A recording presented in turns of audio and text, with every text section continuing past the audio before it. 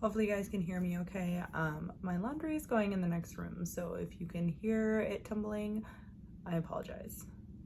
As the saying goes, fail to plan, you plan to fail. And as embarrassing as that is to admit, that is exactly what happened for our April budget.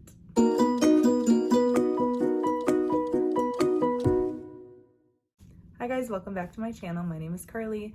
I am a wife and homeschool mom of 5 boys. On my channel, I like talking about budgeting and different ways to save money, and I'm currently sharing my get out of debt journey. So if that is something that's interesting to you, don't forget to give this video a thumbs up, and if you haven't already, don't forget to subscribe so you don't miss any of my future videos. Okay, so like I said, super embarrassing to admit, but we failed, completely failed for the month of April. Probably the worst I have failed at the budget in like months since we've gotten back on track with budgeting.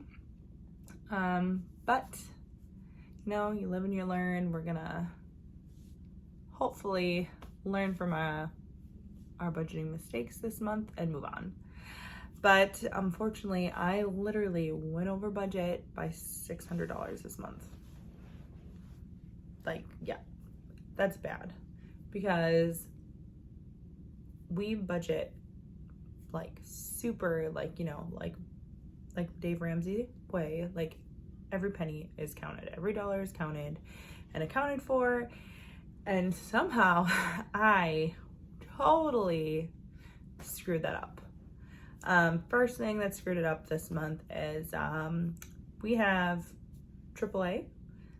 We have their insurance. We also just have like the AAA, you know, so if your car you have a flat tire on the side of the road, you call AAA, cover it. Well, I forgot that there is, you know, a yearly subscription fee for having AAA, and that came out this month. So was not expecting that $155 bill to come out. So that was unfortunate. And yeah, that was the beginning of what kind of just like caused a roller coaster of issues. You know, if you've ever had this happen to you, you know that like the domino effect just happens. So that came out. Then I had a medical bill that I didn't realize was due and needed to be paid, and I probably could have waited, which honestly I probably should have done, but I got a call and, you know, called them back and they're like, oh, you have $135 due, do you want to pay that now? And I was like, sure, I'll just pay it. And again, what happens when you pay something when you don't have it budgeted? That money's gonna come from somewhere. So that, and then we also had a show we went to this weekend. My husband had a show and didn't think to budget for a babysitter. Most of the time we have immediate family like grandparents or aunts and uncles who watch our kids for us, and we don't generally pay them. But none of them were available because they were actually all at the show. So we had to get someone else to babysit, and so had to pay the babysitter. So that was another unforeseen expense. Also, didn't even budget the fact that maybe we would be eating while we were at the show. So just a lot of dumb rookie mistakes and just lack of foresight for the month of April. And yeah, it ended up costing us an extra $600 we didn't have. So thankfully we did have that money in our emergency fund, but now that means that for the month of May, instead of, you know, putting $600 extra towards debt for the month of May, we are putting that $600 back into our emergency fund, because this is also what kind of got us into debt and issues this time around. Because if you've been following me for a while, I've mentioned this in the last couple of videos. This is our second time getting out of debt.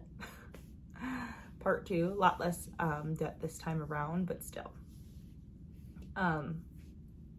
Last time when we used money from our emergency fund, we were not quick enough to then go and refill it back up. We got kind of complacent about that. We're like, oh, there's still more money in there, we're fine, until eventually we had a bunch of car issues and then there was no more money.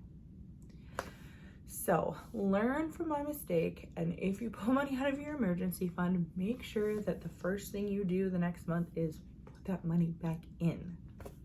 Yeah. So now, instead of like I said, putting that money towards debt, we're refilling our emergency fund back up, which is unfortunate, but you live and you learn.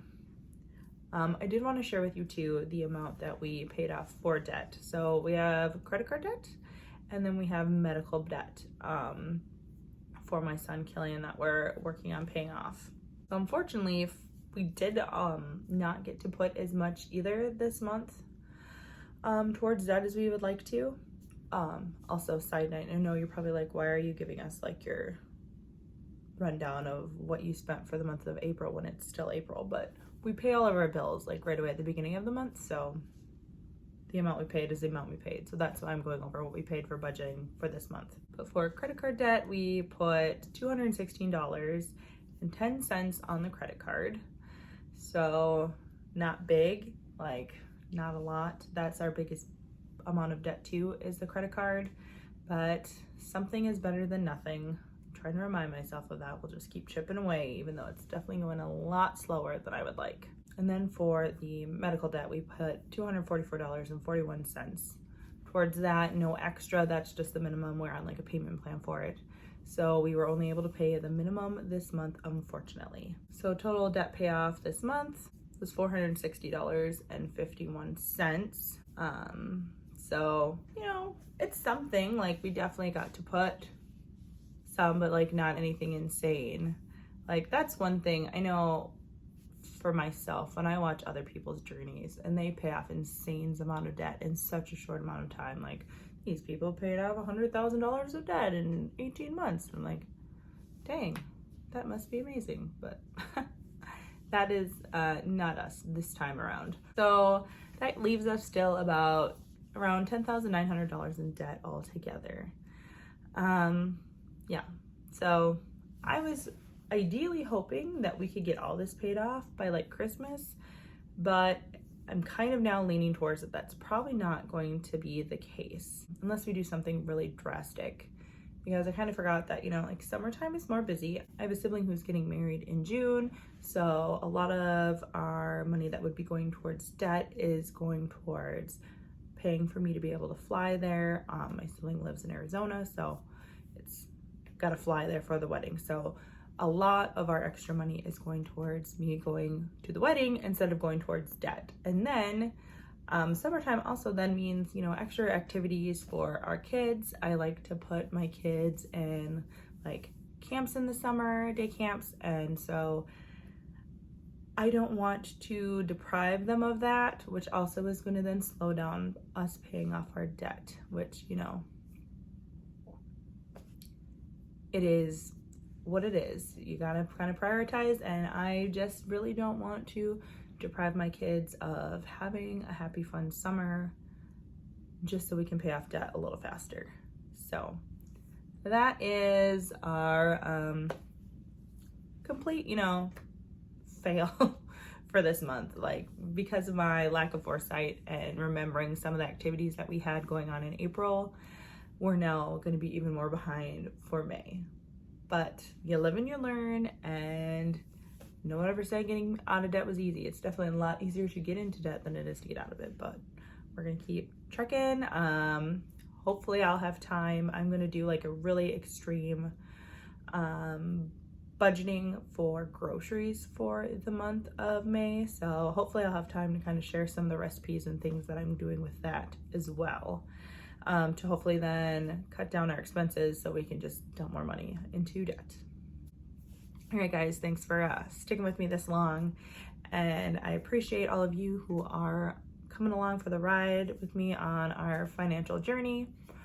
Like I've said before, I just think it's really important to kind of share the honest truth of ups and downs of debt and how, like, it's a struggle and not everyone is going to get their debt paid off really fast, and that's okay. In the end, the most important thing is to work on getting your debt paid off and doing it as the best you can. And yeah, we're all human. We all make mistakes, clearly. All right, guys. Thanks for watching. See you next time. Bye.